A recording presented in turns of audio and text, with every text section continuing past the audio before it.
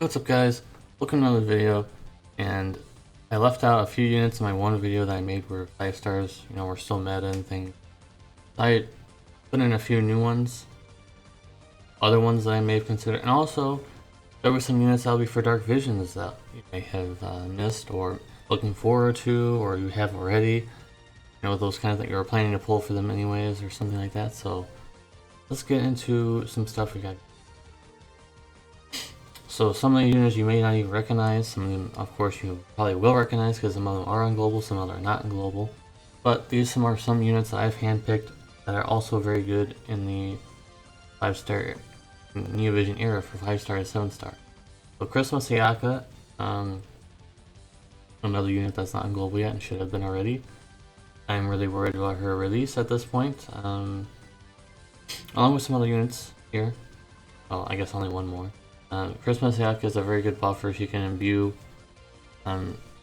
ice and also light to one ally, so it's very good for Dark Visions, for example. I've used her in that example.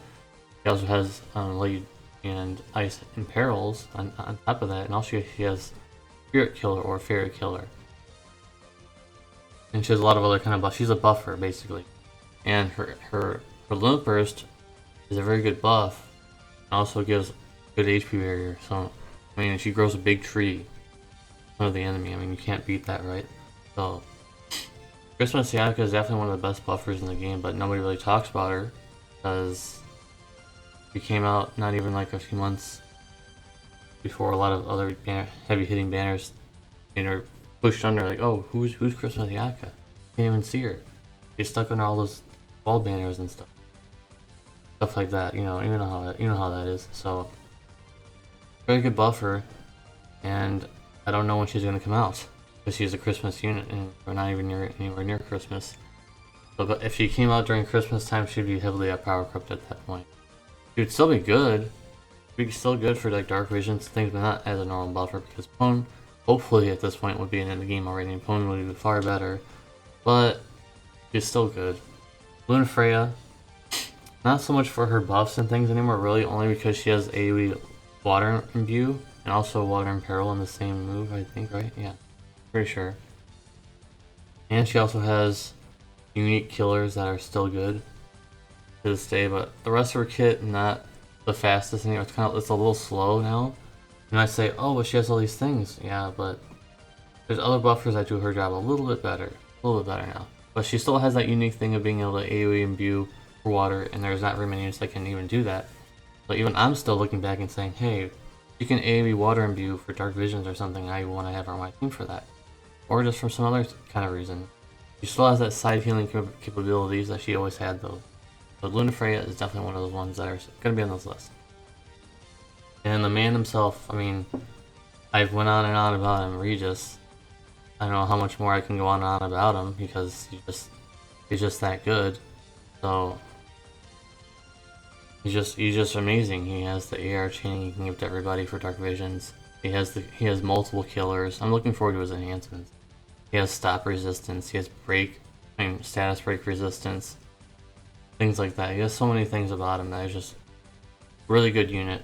And he's always on my Dark Visions team. Even now on the JB side, he's still being used in my team. So there's no doubt about that. And one that I slipped up and I missed. Paladin Cecil, of course. I said this in a video beforehand. I think I said this in my Daisy and Fina review. So some of you guys may have not watched that, but I said that Paladin Cecil will still be good.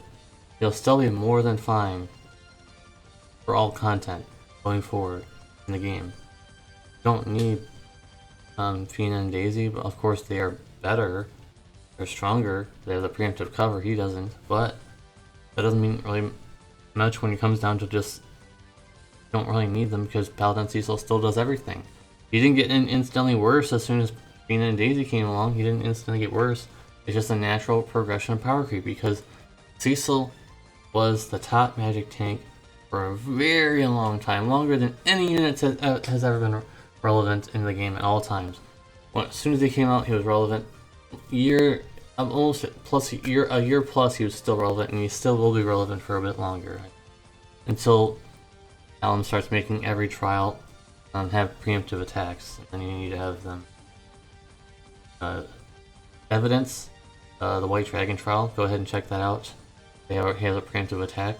So there's that. And Paladin Cecil, still really great. Rat Marie, another unit that I'm kind of worried about because I don't know when she's going to come out, because she's kind of like a seasonal unit on the JB side. Maybe another one of those units that'll come out in a bundle or something else. She's very unique because she has a move that can give 100% elemental resistance to all elements for a certain amount of turns on a cooldown. You know, she also has a lot of other things like giving Beast Killer, and you can chain ice. You can ice CWA chain on the global side. She'll have 8 CWA. Among a lot of other things like break resistance, I think, and also some status immune, things like that, I think, and some mitigation. And she also has the chance of, getting a really high modifier, I think, similar to Selfie, if I remember correctly. She has this capability of getting that, I think.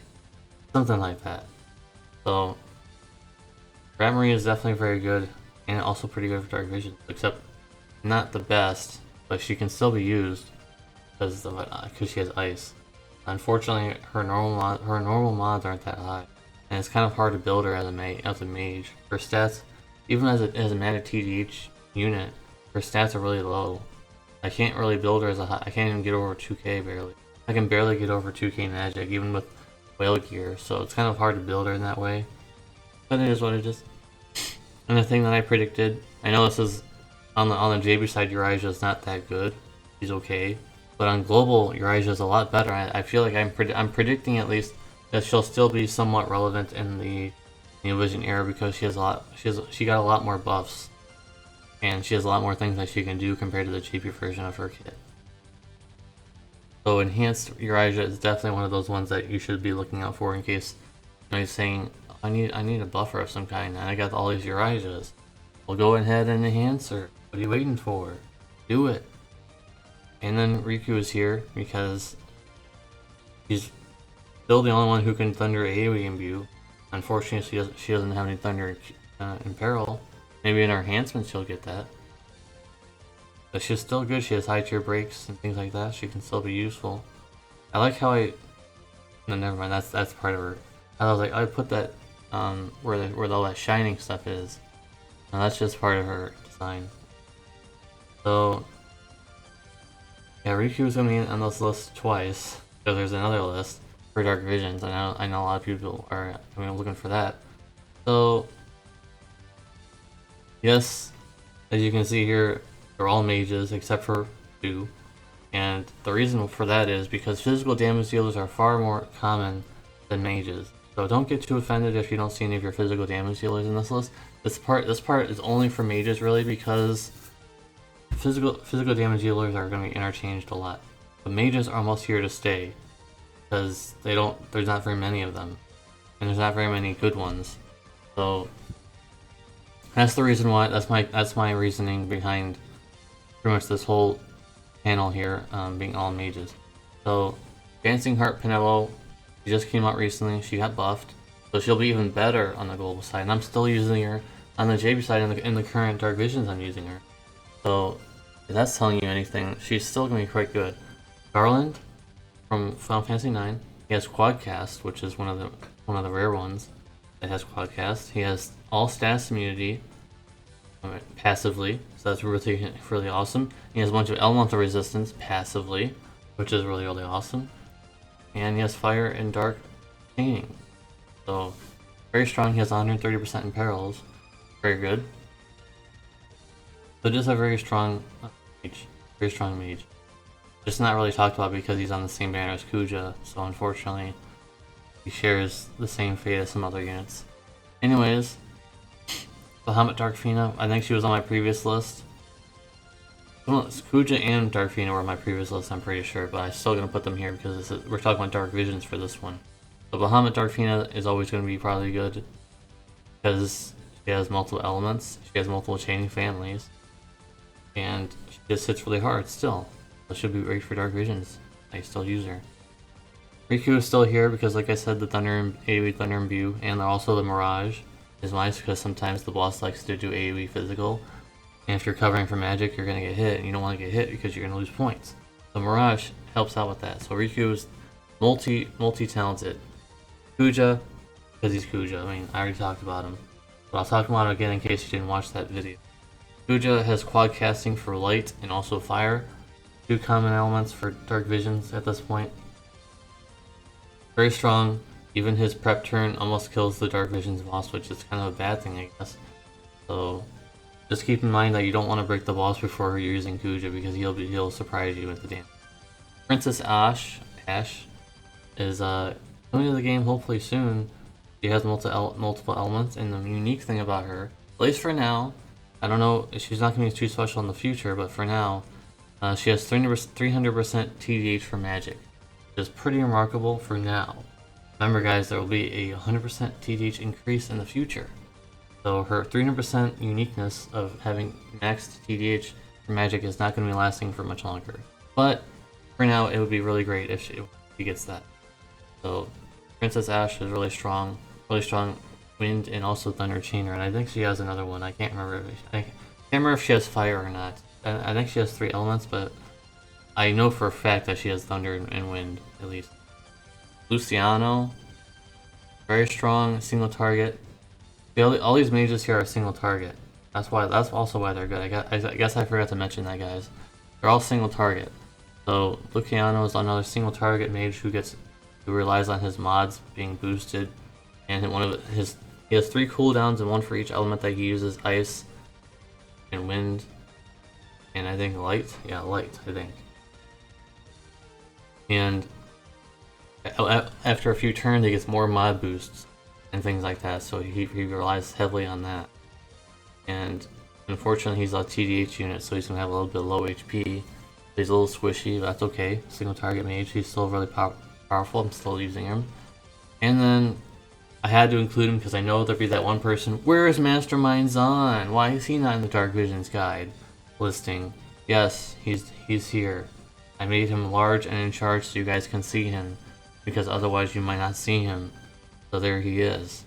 He will always be useful because he can do a whole bunch of things. I don't think I need to explain what Zahn can do. Everybody knows. Everybody knows by now. So I forgot to make an in conclusion panel, I guess. Whoops. So I don't think it really matters that much. You guys know. Hopefully you guys have some of these units, or looking forward to getting some of these units, and hopefully Luciano comes in the future because he's on the same banner as Pone. So I don't know when that's gonna happen. And apparently Kuja's coming in a short time now, so that's a little scary. Kuja's already coming. He's gonna destroy the game and make every other mage look puny in comparison. So yeah, look forward to that. Anyways guys, thanks for watching. If you liked the video, make sure to type in hashtag Zahn meme, because why not? Hashtag Zahn meme will be the keyword for the ending of this video. Thank you guys for watching. If you liked the video, please give a like. If you disliked the video, please give a dislike. I'll see you guys in the next one. Peace.